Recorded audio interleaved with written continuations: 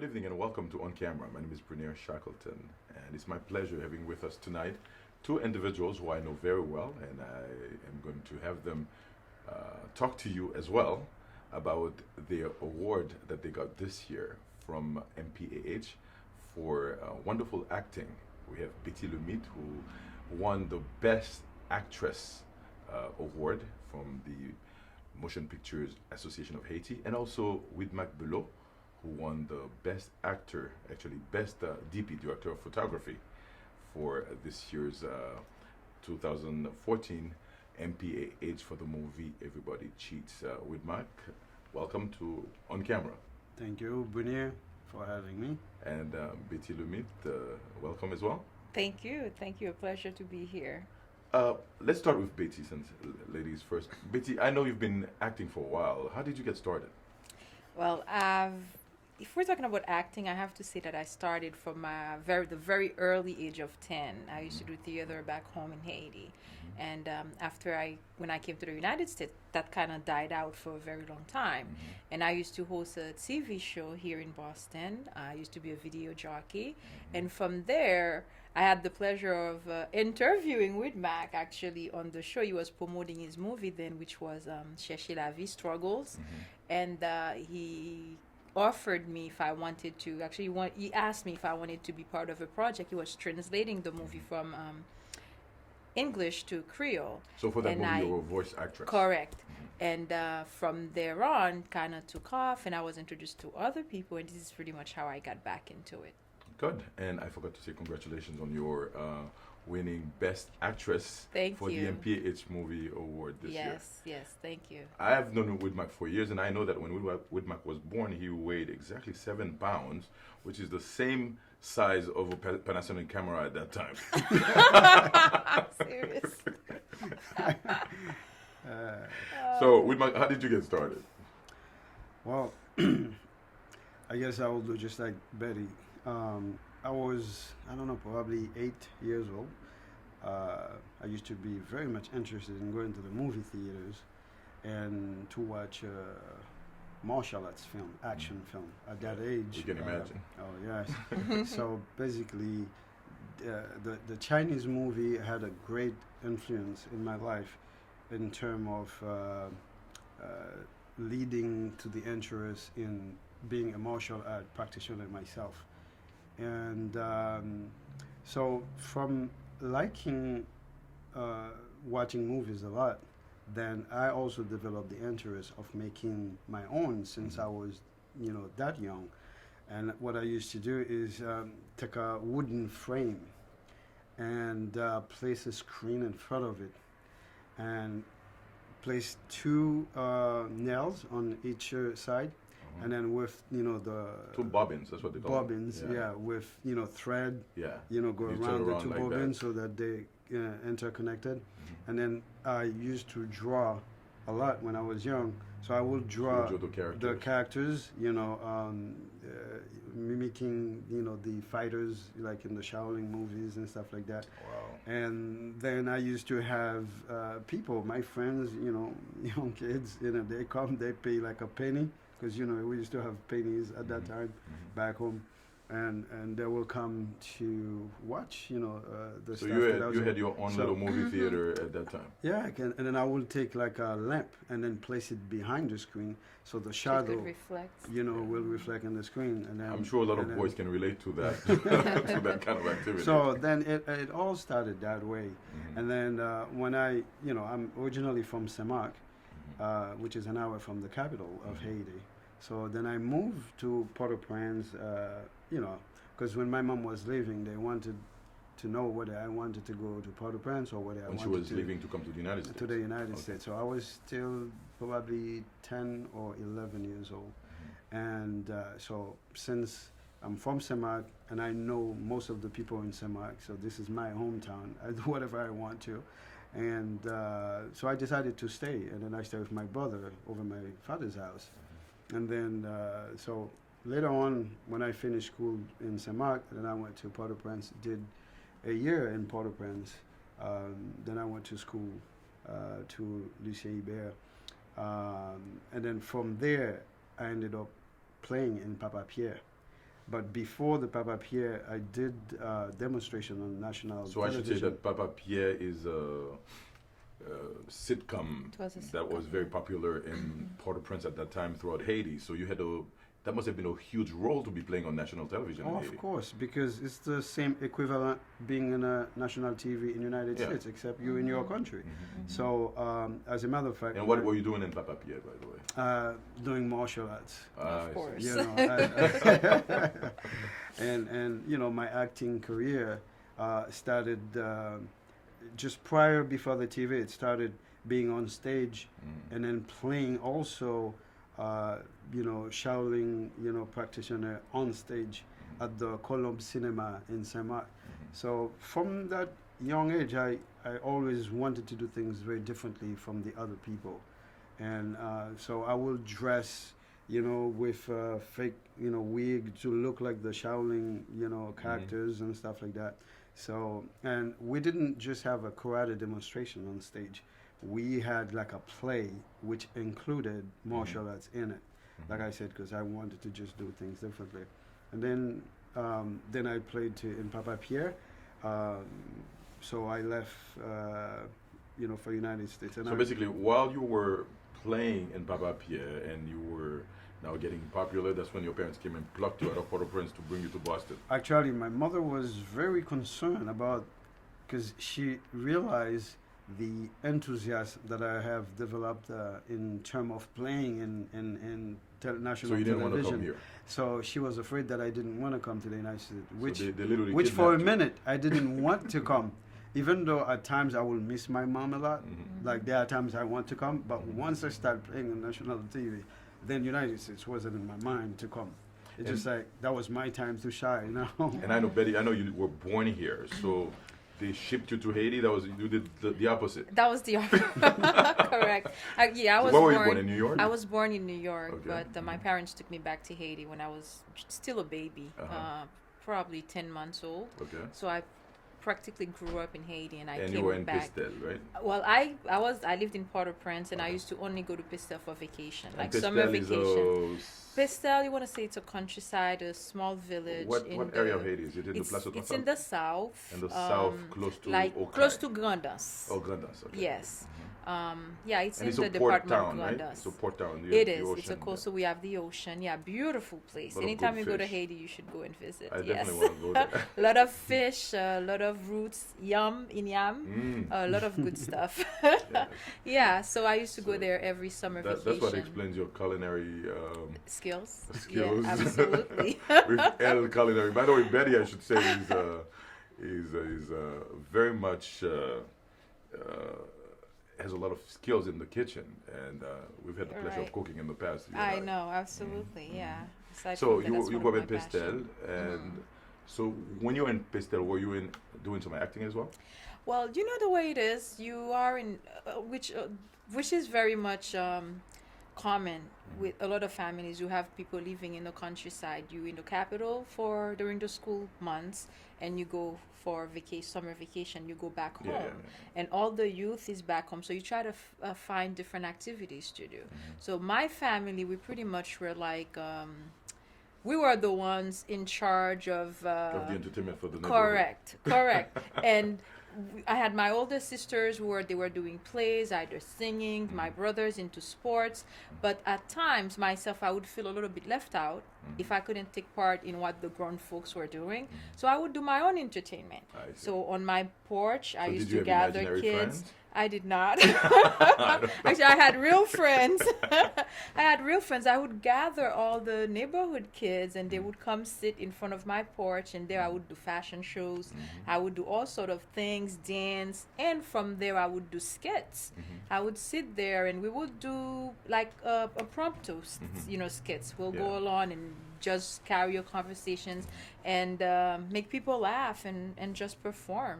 Wow. So it used to come natural, Brunir. So did they pluck you also back to New York or to Boston? Well, yeah. Well, when I was 16, and of course things were changing in Haiti at the time. The insecurities and schools were closing out school year, they would stop having school. So that was really the time when they thought I'd probably be better off coming back here to the United So States. your story is And, somewhat intersect in the sense that one of you was plucked from Port-au-Prince from Papapierre's casting, and the other one was sent back to Haiti to Right. do that. Your experience in Betty's are somewhat similar, except that it was done in reverse. One of you was taken from the United States back to Haiti, and the other one was taken back to Haiti. But you came here at around somewhat the same time frame in your teenage years. Right, Yes, right. yes. And I came when I was 16, and I immediately got back involved into the performing arts. I started dancing in school, and I continued to perform. And you did not get involved immediately, or Well, took you some time? when I came to Boston, I went to Roxbury Community College to study, and from there, my English teacher was in the video medium, Okay. and so she took me under her ranks, and that's how I joined BNN. That's when the station used to be. That's at the Boston Neighborhood Network Neighborhood News, Network, yes. which is the cable access entity Yes. for Boston. and it used to be at the South Boston at that time. And from there, I've learned, The manipulation of the camera and the that thing, camera, yeah. and that I started to get interest, not as an actor, and as behind the scene as well, in terms of being So a because technician. I'm sure at that time you were thinking, gee, if I can do those things, I could certainly make my own movies at some point. Well, that became that was later. First, I was always wanted to be an actor, an action movie star. So I had an agency in New York called Actors Rep in Manhattan, and I participated in a bunch of movies like Ali with Will Smith, The Third Watch, the TV series. As So you were extra. extras in those movies. yeah. Exactly. But when I realized that my agency wasn't really giving me parts, to talk, I just told them one day I'm not mute, so I can talk. And Yeah, your face just shows up and then. exactly. So to answer to your question, and that's how later on I realized, okay, so I'm gonna make my own film, and that's how I started making my own film. So Betty, your first real part in a movie, fully speaking role, was in Struggle, right? Should I say? But because on Struggle, it was a voiceover. I was not Yeah, I said doing speaking the part. I know. speaking part. Yes, Right. yes, yes. Okay. Yes, Yeah. that would be right. Because you were That the was in main actress. Struggle. You were Julissa in Struggle. Correct. Which, by the way, people who are watching here should be able to see Struggle on Vimeo. We're going to be talking about that soon, stay tight. But so Yes, that was your main part. In that was Struggle. my main part. Yes. And you were And the main actress. I was the main actress, and believe it or not, even though I was not in front of a camera acting, just being in a studio doing the voiceover, you still had to act. No, of course, it is So still acting. it is, It's a you voice know, actor. it is, Yeah, yes. it's a voice You're actor just as well. acting Yeah, without because the camera. without the camera, Yeah, because yeah. you had to let out the emotions. get in You had to character. get into character. Correct. Okay, so let's talk specifically now about your movie bio, if you will. So, how many movies were you involved with? Just list them and generally talk about the movies a little bit. So, besides Struggle, which is a movie that's written by Widmack, and also. Then I did my appearance in Inédit, which was very small part, and that movie was directed by Gérard Nader, who I believe also kind of didn't he contribute with you? Didn't you guys work together Yeah, in I was- Struggle? Something. I like was that? already Yeah. in the middle of working in Struggle when Yeah. I met him through Smith Nazer. Okay. Yeah. So who introduced him to me, and Smith told me that he was very much interested in being behind the scene in terms of working in movies and stuff. Right. So I told him, okay, so come by, and then that's when he. I came by. bring up his name only just to still show the connection between Struggle or what led me to Absolutely, Inédit. yeah. And then Destiny. So it seems like I've been working with Widmack forever. Yes, yes. From Struggle, it got me to Inédit, and then my first lead role was in Destiny, a movie that Widmack was director of photography. It was written by Jean-Gardy Bien-Aimé, and I collaborated as well in writing the script. And so I did more than just acting in that movie. I was a project manager as well, and it was a fun movie. And then I want to say it's 2012 that I acted both in Everybody Cheats and in Unconditional Love. Okay, and Unconditional Love is the movie for which you won the best I actress. won the best actress. Okay. Yes. With Matt, I know you. I mean, I've been watching your movies since I had hair. From Just like me, huh? I'm losing mine. Okay, so what's your quick bio here? Your first movie. My first film was Ready Anytime. And yes. I can picture Christopher Stein in that movie doing karate kicks. In fact, yes. Indeed, he was in that film. And, well, that was my first film, since you didn't ask anything else. And you have a tough decision? Then it was The Return of Dead Martial Artist. I remember that. And then Tough Decision. So I never put those movies out. Well, these movies are going to be put when you become famous. Of course, we're going to make sure. Yeah. We play Were they those. like short films? No, they were. Some of them were. They were 1 hour each. 1 hour each. They were quite long. Okay. They were quite long. The thing is, like, I was at the apprentice stage. Yeah. They were a bit rough, but That's when I was trying to. they were a bit Yeah. rough. Exactly. So, and that's why I Rough, never diamond considered rough. them. Diamond, yeah. Yeah. So I started counting with struggle, in Okay. terms of a little bit being professional. And stuff. Yeah, but these were still interesting. They were, we were younger and engaging and stuff. I But remember. at least what was interesting is to see the progressive steps. Oh, absolutely. You know, it's like you see Ready Anytime, and then when you see The Return of Dead Martial Artist, you see the improvement, and then when you see Tough Decision, you see another improvement. That's I how it wasn't is, there yeah. yet. You know, one of the still, things, Betty, that I was happy when I saw that Widmack had won the best DP, Director of Photography. For those who don't know, the Director of Photography is the person who basically put the vision of the director on film. In other words, if you write a movie as a director, you say, okay, this is what I want, but the director of photography is the person who actually translate that vision clearly for the audience to see. If a movie has a beautiful cinematography, if the movie has a beautiful picture, that's the job of the DP. Right. And with one of Widmack's one of his strong points is the fact that he can in fact put a movie in a way that when you're watching it, it's a beautiful movie. Sure. And I think Everybody Cheats is one of those movies that has a beautiful picture, very, very beautiful picture. So congratulations once again on that. I So, concur. so when you're looking at it, the movie looks beautiful in terms of its picture. Right. You know, there's good lighting because the movie is really about sound, light, and camera. Really. I mean, I've told Widmack, I've had the pleasure to work with him in more than one occasions, and I just admire his passion for what he does, and he's such a perfectionist. If he doesn't get it the way he wants it, it's not gonna fly. Absolutely. So yeah. So let's talk about the movie specifically because we don't have much time left. So talk about the movie for which you won the Best Actress position. Okay, the movie is called Unconditional Love. It was written by Anne Joseph. She's also an actress. She's also an actress. She Okay. played supporting. She was nominated for Best Supporting Actress in the movie as well. It's pretty much a story that talks about love, unconditional love, the love of a mother for a child. Okay, the true love. And the true love, exactly, the true love. Not to give the story all out because I mean, it's Absolutely not about it.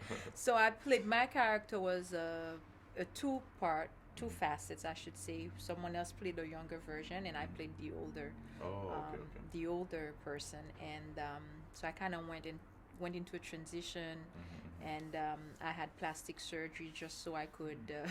So for anybody watching, she didn't really have plastic Correct, surgery. yes. This is just in the movie. So So your beautiful face is the way it is right now. Right. No Botox, nothing. Correct.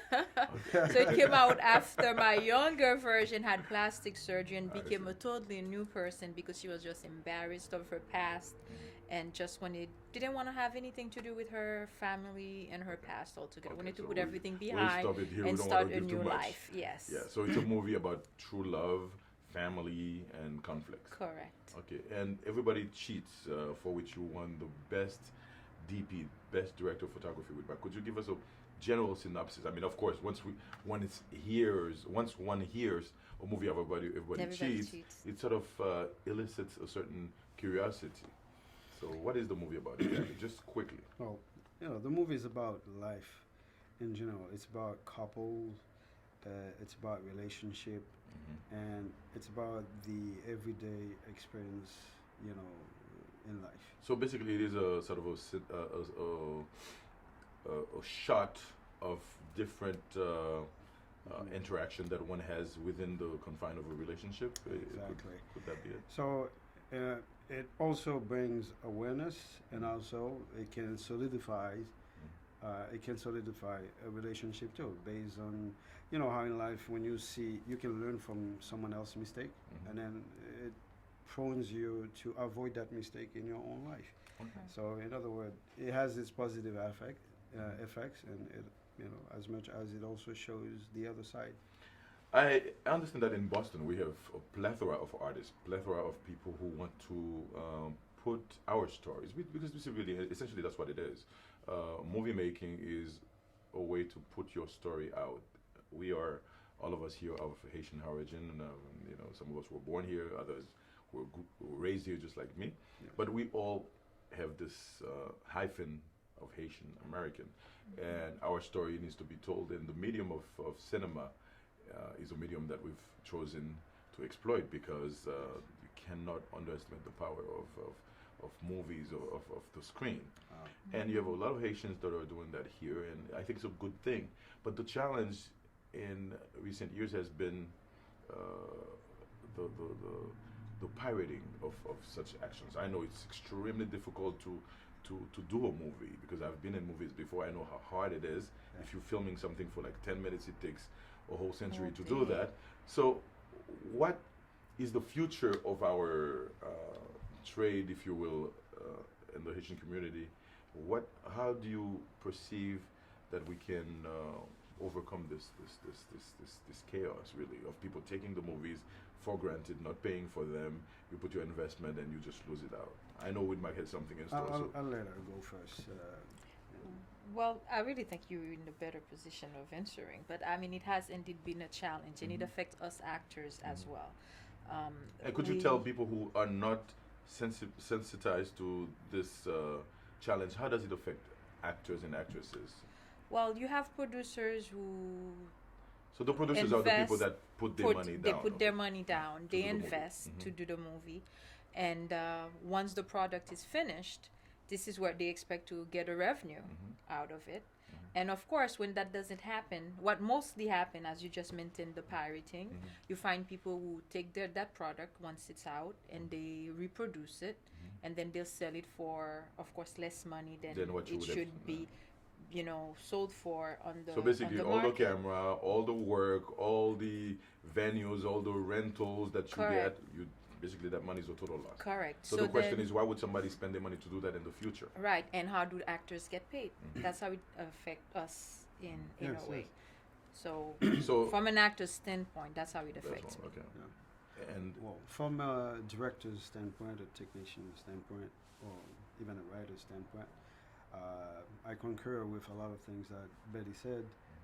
However, what I think is it's also our job, you know, just like we're doing now, to educate the general public, so that once they understand, you know, the consequences of piracy, and then they will probably understand by them buying movies, pirated movies, so that they will contribute to this kind of behavior, and then it has a domino effect on everybody else, starting from the actors to the writers to the producers to the directors to the scoring person, like you, for instance, who does scoring for film, or even any composers. So we need to learn how to treat this as a business, and also see all the advantage that you mentioned earlier in terms of preserving culture. And it's extremely hard to tell somebody, for example, and I'm just playing the devil's advocate here, that okay,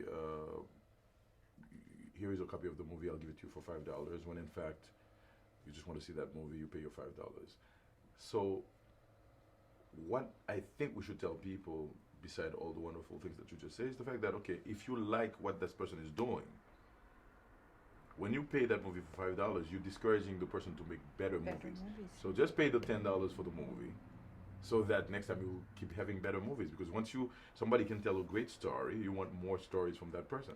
But if you pay that $5 today, you get a sugar high, and you see the movie, and there's no more. Then it's gonna lead to the fact that there won't be any more Haitian movies in the future, because if the people who invested cannot get the return, so they cannot produce better and more movies. And so if the people who would like, who enjoy going and walk on the red carpet at the award ceremonies and stuff like that, they need to understand, if there aren't movies being made, then there won't be a red carpet event. There won't be MPH. So it's a domino effect, again, like I said. I know technology can also be your enemy, but also your friend, because it's a tool. Just like any tool or hammer, you could build a house, but you could knock somebody's head out with it also. So technology has caused, advance in technology has caused this problem, but technology also can remedy it. I know, for example, there's this entity called Vimeo, Yes. Which is basically, could you talk about Vimeo a little bit with Matt? Okay. So the equivalent of Vimeo will be YouTube. Okay. Except that YouTube is more popular by the general public, but Vimeo is more on a professional level, which means that if you're watching something on Vimeo versus watching it on YouTube, you see the quality of the picture is very much different. So Vimeo is a professional outlet, and it's a platform from which that filmmakers can benefit now to showcase their films. So let me understand this. So if I want to see, for example, something on, let's say I want to see a speech by President Martelly, for example. I go to YouTube and I put President Martelly and I see that movie, and I see that speech. Yes. Now, if I go to Vimeo, Vimeo.com, Vimeo.com, right? Yes. If I go to Vimeo.com and I put Everybody Cheats or Widmack Belot or Widmack Production, right? Yes. I could see a list of all your movies. Exactly. And So then, when you first go, it's a little tricky, and that's what I put, instructions what to follow. So you will have to scroll down first when you go to the page. no, I know, I'm talking in general, not specifically about your thing. So when I go to Vimeo, if I could be looking for whatever movie that I want, and then follow the directions to see that movie, and I have to Exactly. pay to see that movie. Exactly. It's called video on demand. So basically, it's almost like Netflix in a sense. Exactly.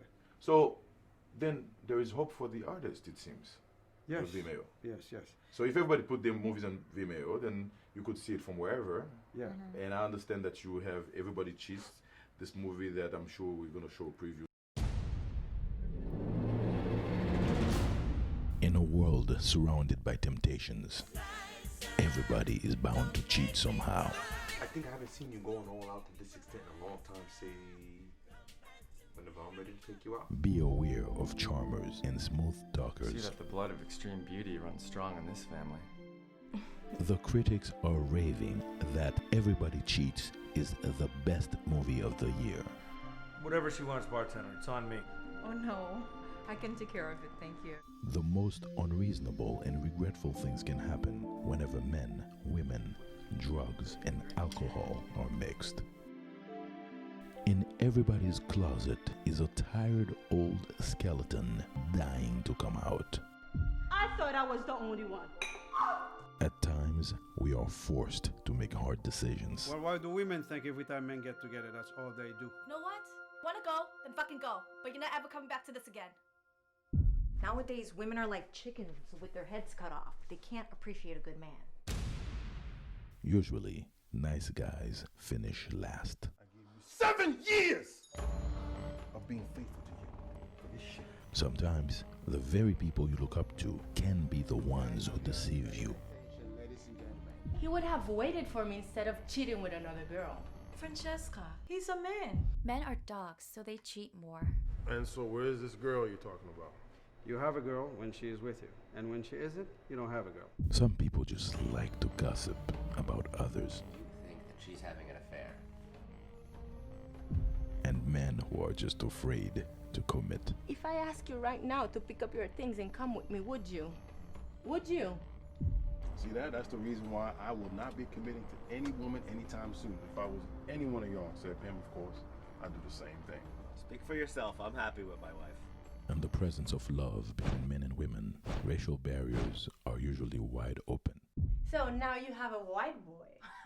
Yeah, I'm putting some milk in my coffee. Be careful of the one who loves you, and be aware of best friends. Who are you? A friend. Oh, that's what you call it now. The man who drives her around, the husband who pays her bills, the guy who pleasures her. Which one are you?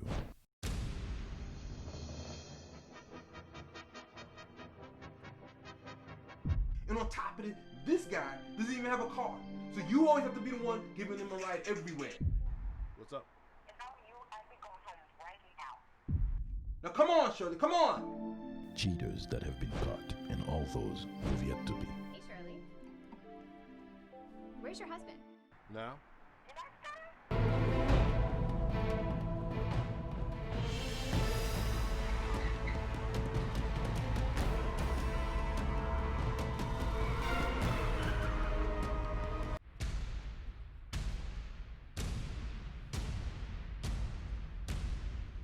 Do you guys think that everybody cheats? I think everybody cheats.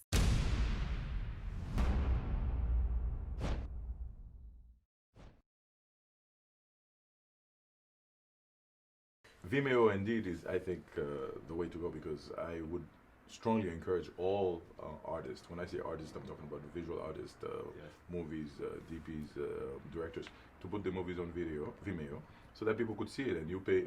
Everybody Cheats is going to be on Vimeo, and you have a particular date that you're putting it, right? Yeah, it's a promotion, December 24th and December 25th, and these are the 2 dates only that is going to be. You could see it at any time during the day.